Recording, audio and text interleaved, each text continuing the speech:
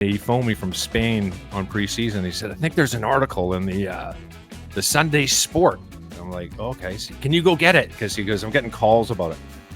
So I have a look at it and I read it, and it's like, oh yeah, Steven, he was great, and he went for 4 hours, and he's got an 8-inch cock, and all this stuff is in this newspaper.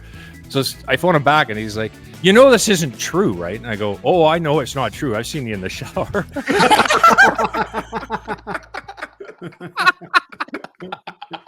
Amy, did you guys get more shit on when you were playing badly or when you were playing well? I think at the beginning there was a lot of positivity around the team. And then as time went on, when we're not getting into playoffs, and then they started getting a little bit negative. And then what ends up happening is you'll have a few reporters that really understand the game, that are knowledgeable, that start writing about more or less how bad the team is doing and playing. And those others that don't really understand the game too well, they kind of feed off of that. So they just go off the back of them. And then they start writing bad press. But I mean, it is what it is. If you're not performing and you're not doing well, you're expecting them to write the truth. I mean, we all know. I mean, look, if you're not winning, you're not getting in playoffs, and they're saying, oh, the team's great. You know, they're doing really, really well. They're just a little bit unlucky. The true fans are looking at that going, you're full of shit. So when you write, you got to be honest and put it out there, because people will turn. Jimmy, where it turned for you guys? Where it turned for you guys? Because the first year and a bit, it was you guys on honeymoon, right? It didn't matter, how you played. It's a party. It was all positive, great. But it was that New York match where you're that close to the playoffs, needed a point. Yeah. And you got smashed. Was it 4-1 or 4-0? I forget now. You got smashed. Maybe 5, actually. That was the turning point, I think, when the media went, wait a minute, we got to start holding this team accountable. Because that's bullshit. They came that close. And they let everyone down. Sorry, Jimmy. but that's how the fans felt. Yeah, no, it's true. But the worst thing was, I think it was 4 teams qualified for the previous 2 years, and we kept on finishing 5th. And then the next year after, it was 5 teams. We were like, fuck, we would have been in the playoffs the last 2 years. Yeah. I think what you want, though, on both sides, and what lends itself to open communication as much as you're going to get, you're going to have disagreements. You're not going to see eye to eye necessarily, from within the team to media and press and fans. But as somebody in media, and I'm still learning this, the best questions to ask are ones that you can be critical, but you want to be constructive in the way that you're levying the criticism. But you have to be honest, to Jimmy's point. Like you can't, pretend that everything's all rosy and hunky-dory. You can't when things are going poorly. So you have to dive in within that and find maybe the bright spots, the positivity. And you're not always going to be writing about things that are positive, but it's approaching it with sort of an open spirit, I think, where you're willing to learn, you're willing to be curious from a media's perspective, but then so that you're not causing the players to shut down and be defensive. So it's walking that line and finding the balance where in order to get the respect from the players, you have to tell it like it is. They're going to see right through it if you're just trying to produce something that's for views or that's clickbait. But if the team is winless in 5, you're not going to be writing an overwhelmingly positive story, but you can dive into maybe their own personal narrative or their growth or development as a player within the structure and still get something that's kind of glass half full out of it. So it's finding that balance. Yeah. Going on to what Craig was saying as well, where, when things aren't going well, it's hard to find players that will come out and talk in the media. And a lot of time that's the manager will try to protect the players. And the manager will take it and hit it face on. But I do like when things aren't going well and the captain and a few of the older players actually stand up to the media and will do the interviews when it's, when the shit hits the fan.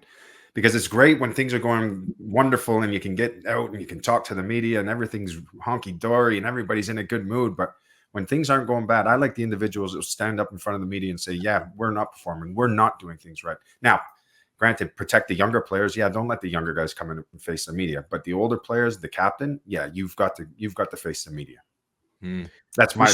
We saw Ryan Gould do that a couple of weeks ago when Vancouver hadn't won a home game yet, and they had lost.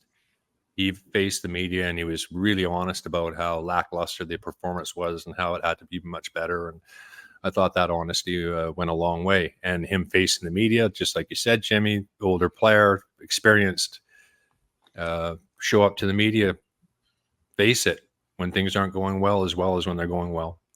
Says a lot about character. I hate to give people credit on this podcast, right? But both Jimmy and Craig, I interviewed you guys many times with Canada and with TFC when things weren't going well. And you guys always stood up and faced the cameras no matter what. So I'll give you guys credit for that much, I suppose. Dubs, I'm sure you did too. I didn't cover as much. No, Amy would hide. Amy would hide away. She's out there. Blame other people. She'd blame other players. But Dubs, to what you were saying, though, you made a good point there. That there's always a story, right? There's always a narrative. And it doesn't have to be, even in times of dire play, there's always some positive story in there. And we're seeing John Herman try and find those stories right now. One thing I'll say about TFC right now is compared to last year, and I was speaking to Neil Davidson and John Marnara at training yesterday about this. How under Bob Bradley, it was such a different feel at that club. Bob, great football man, I think, but didn't like the media. You always felt that you were just like pulling teeth. It wasn't much fun. He came in with a scowl on his face. Whereas John, you watch John Herman at training, like he walks into that training pitch, and there's like dozens of people out there, not just players. There's training staff. There's everyone. There's media. He comes up and he pretty much shakes everyone's hand with a smile on his face, right? Acknowledges people, and it seems like a little thing, but that's so important. Little things in what a good manager in any profession does, right? Acknowledge everyone. Deep down, you don't know what his feelings really are, right? But you have to be positive somehow. Who was the best and who was the worst, Sharms? You've been around for 30 years. TFC.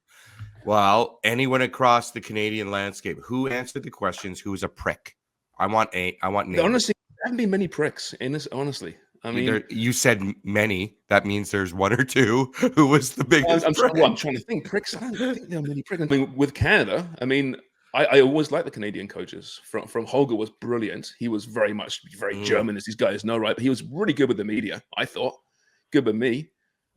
Frank was fantastic in tough times. Stephen Hart was brilliant, right? These guys got it. They understood the landscape. They got it. And when he got I forget, Zambrano came in. He was okay. He was pretty good, but didn't know the landscape quite as well. And with TFC, Mo was great until they started playing games, right, Craig? And then he became a bit of a prick. Let's be honest here. He would be the one. Yeah. I like Mo, actually, but he was the guy that once they started playing games, his whole demeanor changed. Before then, he was a brilliant salesman. Fantastic. But then he kind of went, no. As much as the media had so much access in those days that whoever they wanted throughout all of training, there was none of this 15 minutes, then fuck off. None of that. Different era, of course. But Mo turned pretty quickly, right, Craig? Yeah. Oh, did he ever? Did he ever? I was doing a game in Chicago, and it was halftime, and I guess we were in a break, but I guess online it stayed up live, and the camera guy was scanning the wall, like the Wall of Fame in Chicago, and there was one there they had a name but didn't have a number, and it was like, who's that guy? He's like, oh, he was a general manager of the first Chicago team, and they won it in their first year. I was, wow, that's amazing. How long do you think it'll be before Mo gets his name up on the BMO field? And this comes out on, I guess, the internet. Yeah. So after the game, me and Jerry got a text message basically saying, "You're dead to me." The nicest person in broadcasting gets "You're dead to me." You're dead to me. He didn't talk to Jerry for like 3 weeks because he said this is a bit of a Keystone Cop routine, and I remember that for like a month. I remember that he was losing it. You upset the Mono Rojo. The red monkey.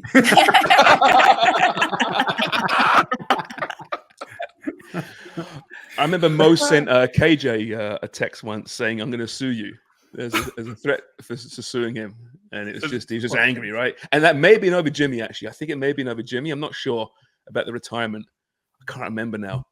I'll ask KJ about it, but it didn't go anywhere. There's no grounds for it. But he was an emotional guy, Mo, right? He lived.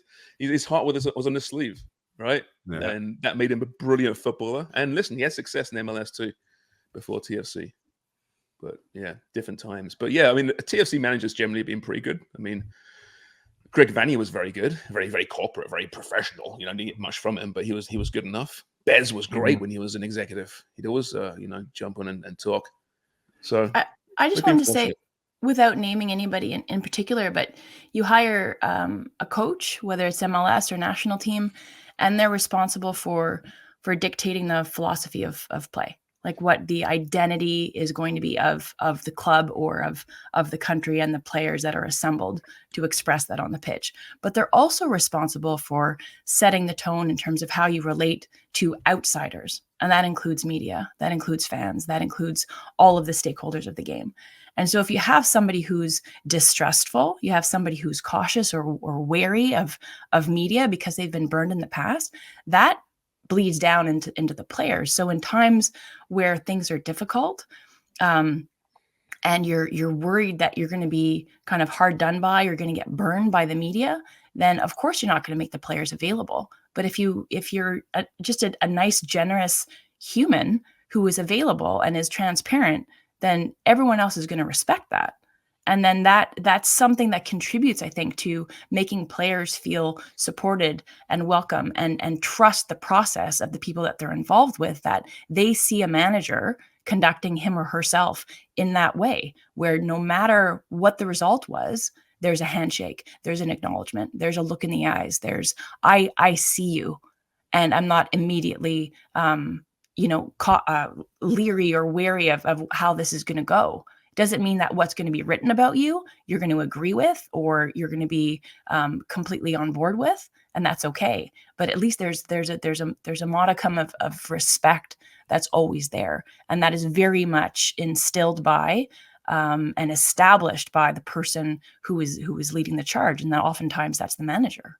I think you're right, and a lot of the time too is building those relationships, and those relationships that you build with the media, they can actually help you and save your job at times. Because if I'm working with Sharms and I give Sharms the information that he's looking for, and he goes out and he writes a lovely story, his boss is happy with him. Now, if I don't have a relationship with Sharms could go for my jugular now and make it even worse than what the story actually is. And I think that's why it's so important at times that you do have that relationship and that bond with the reporters and give them what they need so that they can go out where they can write their stories, have a good living, be successful, because at the same time, they'll look after you in the end. They'll be honest, but they probably just won't go for the jugular as much as they would have if you didn't give them information. I think when you're doing your coaching licenses, they don't actually tell you probably who you should really keep happy. And media is one of them. And the other one is the owners. Yeah. If the owners like you got a longer leash. Build a relationship with the owners. You might get an extra few months. That's true. But right? Just don't be mean. Don't be personal, right? I think you make good points there, right? When you're talking you build relationships with whoever it is, with the media in particular. And it goes a two-way street, right? I'm not going to get mean and personal against a coach who respects me and gives me the information. If some guy's a dick to me, I'll be a dick back. It's simple as that, right? So it is a two-way street. But Dubs, were you ever told by a coach or by administration certain messaging for the media or how you should deal with them, or were you kind of left to your own? Yeah, I had a big chat with Dubs before this show, and I said, "Stop being so mean to our boy Jimmy. Stop it." Get personal. No, we were never. I mean, I think when I was drafted into WSA beginning of that season, there was a little bit of media training, but in terms of like the internal messaging, either with the national team, depending what coach we had or various club coaches I've had, there was never any of that. It was just whoever was comfortable, whoever was in kind of that position of leadership.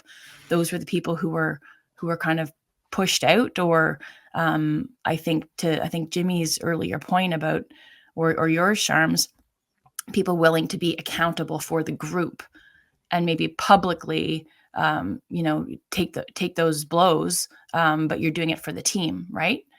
But no, I never a direct message of how something was meant to go. You were always sort of left to your own devices for better or worse.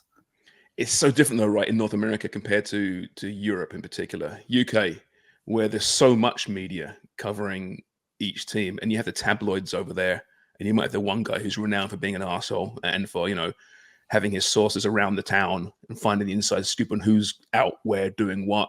And then you got the broadsheets who are more perhaps respectable, I think it's fair to say. Henry Winter's a great example. Talking about him yesterday, he's a legendary writer in the UK who actually got laid off yesterday from the Times, which is absolutely... He just won Reporter Journalist of the Year. For like the I third loved time. him on Happy Days. Yeah, the funds. It's not the funds. Hey, Hey, I've been let go. No, I mean, so well done, Dubs. But I didn't realize the funds wrote for the Times, but a brilliant writer. But a guy so respected, right? He can get whoever he wants because people know that he'll present the right story. But I mean, Craig, you played in some big markets in England. You must have been told from, be it media ops or whoever it was at the club, who's your friend, who's not your friend. Yeah, somewhat. I mean, back in the day, there wasn't even like a media room, and they didn't even have requests and things like that, which was just ridiculous. I thought that was strange. So you had parking lot press. So when they get you when you're going to the car, and that was really hard because they could say whatever they wanted, and the quote could be completely wrong, but nobody can really verify it because they got you in the parking lot as you're getting in the car. Oh, did you see so-and-so spit on so-and-so? And it has nothing to do with football generally, especially from the tabloids, the Sun, the Mirror, newspapers like that. They were just looking for. That's right. I forgot about the parking lot press. I mean, it's changed now right over there even, isn't it? There's less parking lot press. It's more organized. Yeah, these guys can't get into the parking lots. Well, also, Craig slept with all of London and all of his teammates' wives. And he was good looking, so it was on the Daily Mail. So congratulations, Craig. I like Wonger, that you were the Wonger the night after Wonger is something else. no, isn't he? And you know what? It's a regular thing. Yeah. He's very rogue right now, isn't he? He could be going anywhere. He's got the giggle. He's told us about that. Where the English media showed up at Frank Yallop's house and said, "You're sleeping with Frank's wife." Remember that is true. That is imagine that. Yeah. Frank was about to go to Major League Soccer, to Tampa Bay Mutiny. We actually had a going away party that previous night, and the Sun newspaper showed up the next morning. I'd gone home a few hours before in the middle of the night, and they said they're going to run a story, and they wanted a comment from Frank. And Frank's like, "Oh, what?"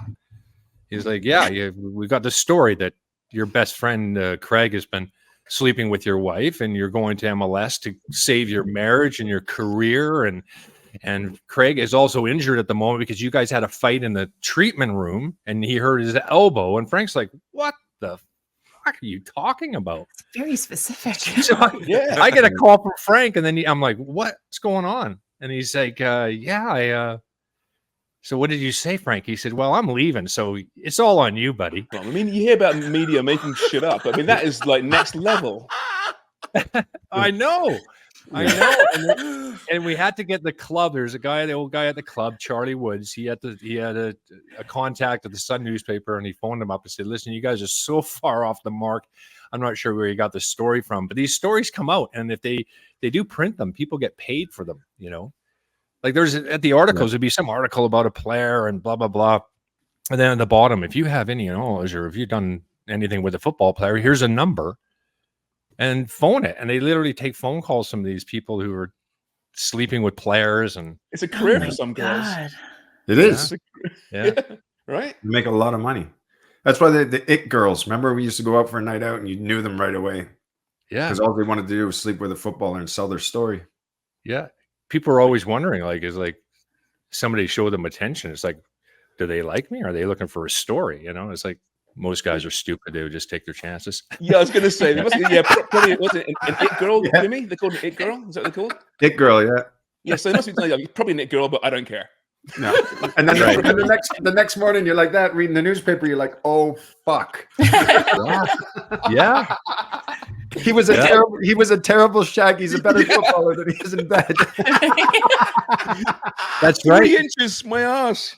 Yeah. Well, I'll tell you one crazy one. Jason Giselle, Ipswich Town, and Duncan Ferguson had slept with the with the same woman, and she put in the newspaper there was like basically a center spread, one of Duncan Ferguson, one of Jason DeSalle, and it had everything from foreplay all the way down, just a whole list. There was 10 different categories, 10 points for each, 100 points maximum. Jason got like 2 out of 100, and Duncan got 99. Player ratings. Yeah. Wow. Player ratings out of 10 for the how good you are in the sack. I think he got her pregnant, Jason. That's why she only gave him a 10 or 2 out of 100. I thought that's pretty bad. I mean, at least if you get put into a center spread, you want to be the 99 out of 100. You do, don't you? You do. Yeah. Do some things like have like a higher score than others, like out of a certain? I can't remember.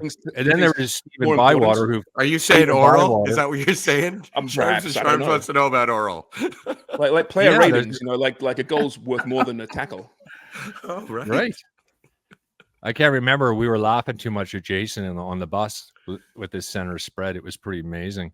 Then there was Stephen Bywater, West Ham. He was on preseason. I think I was retired. And then he phoned me from Spain on preseason. He said, I think there's an article in the Sunday Sport. And I'm like, okay, so can you go get it? Because he goes, I'm getting calls about it.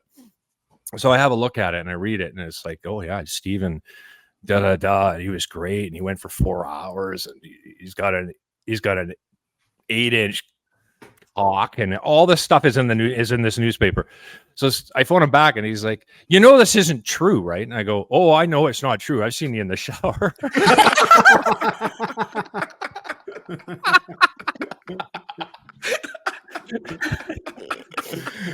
We got some pretty good social clips, I think, the last 10 minutes. Pretty good social clips. Oh, that's great.